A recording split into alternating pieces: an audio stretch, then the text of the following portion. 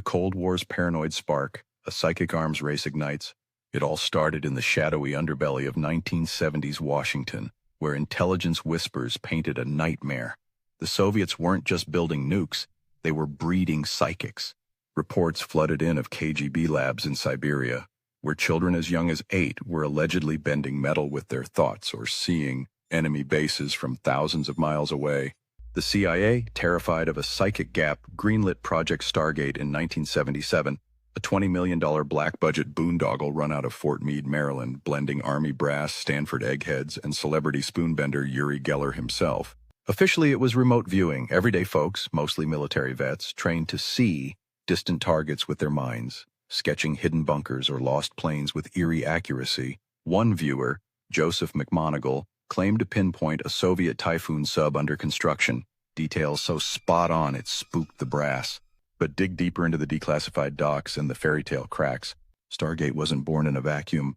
It sprouted from the rotten soil of MKUltra, the CIA's 1950s-70s mind control frenzy that dosed unwitting Americans with LSD, zapped brains with electrodes, and chased truth serums, like a junkie after a fix. And here's the gut punch. MKUltra loved kids, vulnerable ones, orphans, wards of the state, runaways, easy pickings with no parents to scream foul. At Bellevue Hospital in New York, Dr. Loretta Bender fried the brains of over 100 troubled tykes aged 3 to 12 with electroshock so brutal, 7-year-old Bobby howled like a banshee while orderlies pinned him down, rubber wedges jammed in his mouth to stop the foaming. LSD followed. 5-year-old Mary stared at walls for days, whispering about God's gone, after doses that turned her world into a hallucinatory hellscape.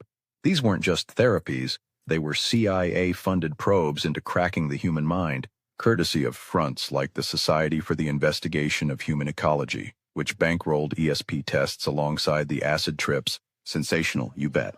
But the orphans paid the price. Reports suggest dozens were state wards, abandoned souls like shy Jean-Marie, dosed till her spark died, or institutionalized teens left catatonic. The goal? Not healing, but harvesting. Could trauma unlock psychic doors? By the time Stargate rolled around, the CIA had a playbook and a pool of broken prodigies to test it on. The Gate Veil, recruiting the mind's elite.